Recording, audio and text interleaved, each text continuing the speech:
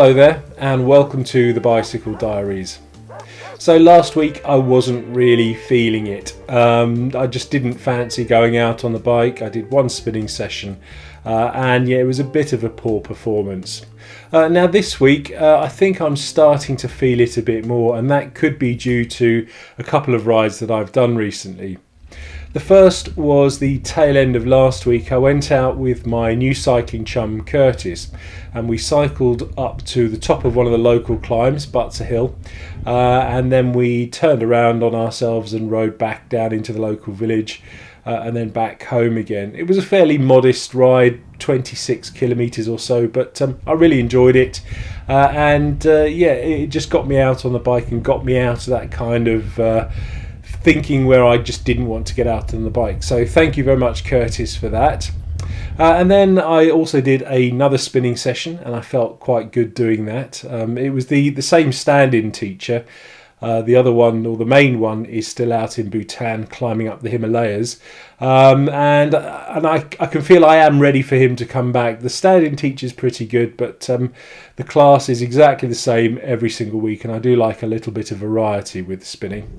And then yesterday I went out and met one of my older cycling chums, a chap called Des, and we did a 40 kilometre ride, and quite a lot of that was actually during the night, so we had to have lights on and everything, and I've not cycled at night for a while, but it was a really enjoyable 40 kilometres, and again I can really feel that's kind of boosted my passion for cycling again. So it's not 100% back. I can still feel that I don't want to go out when the weather's not very good, but who does?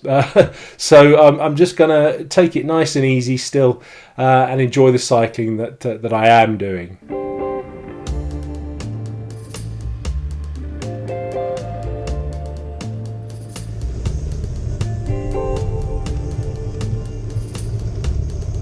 One of the other reasons why perhaps I have a little bit more motivation this week is because I'm trying to take advantage of a Black Friday deal with one of the big bike chain retailers here in the UK.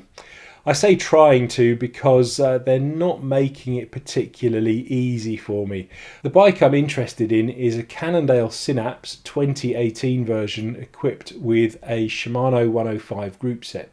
Now it's been reduced from £2,200 down to £1,500 on a Black Friday deal, and if I take any old bike in and part exchange it, I'll get an additional £150 off. So that brings it down to £1,350. So obviously that's a very, very good deal. I've had a couple of days negotiating with them and just trying to get the bike. I'm not trying to do anything tricky or complicated. All I want is a bike in my size, a particular model for the price they're advertising, and it's just proving extremely difficult. I think I've found one, but unfortunately I have to go up to central London to go and collect it, which is a bit of a pain.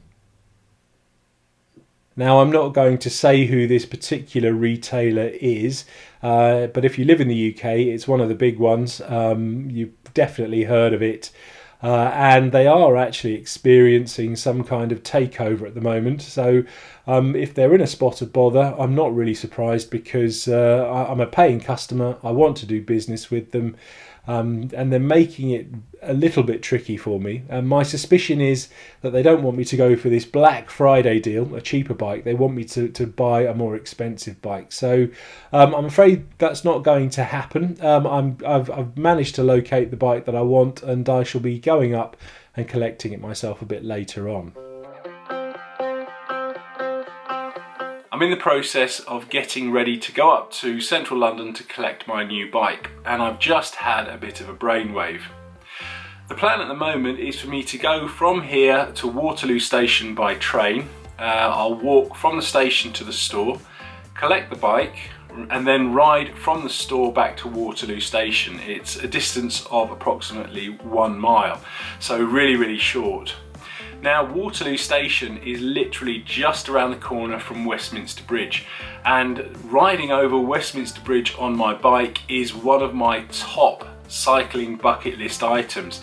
And what better time to do it than on literally the first ride on a brand new bike. So that's the plan at the moment. The only snag is that the weather is not playing ball as it's quite wet outside.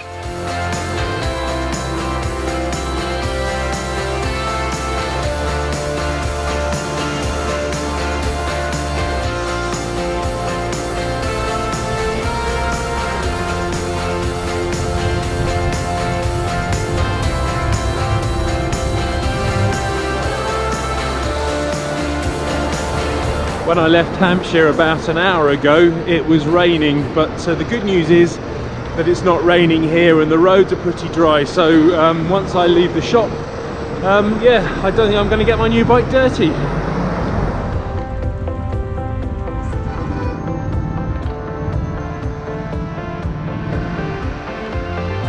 Okay, so the deal's been done. I've got the bike and now I'm just going to ride to Parliament Square and over the Westminster Bridge.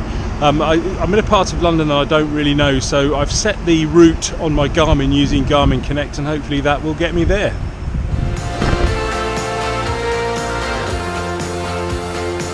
Within a couple of 100 metres, I realised that the navigation feature on my Edge 510 was actually pretty useless. Now, I don't know if this was down to basic user error or the fact that I was in a built-up area, but it started sending me in a direction that I knew was wrong, so I cancelled it. Turns out that I did have a pretty good idea of where I was, and very soon I was heading towards Westminster Bridge. Unfortunately, I didn't get the full experience, as Big Ben was undergoing renovation works and was covered in scaffolding. So while I was up here, I thought I wouldn't waste the journey. I know a few people here, so I thought I'd pop into my very, very good chum Lizzie's house for a quick cup of tea. Baked sweethearts.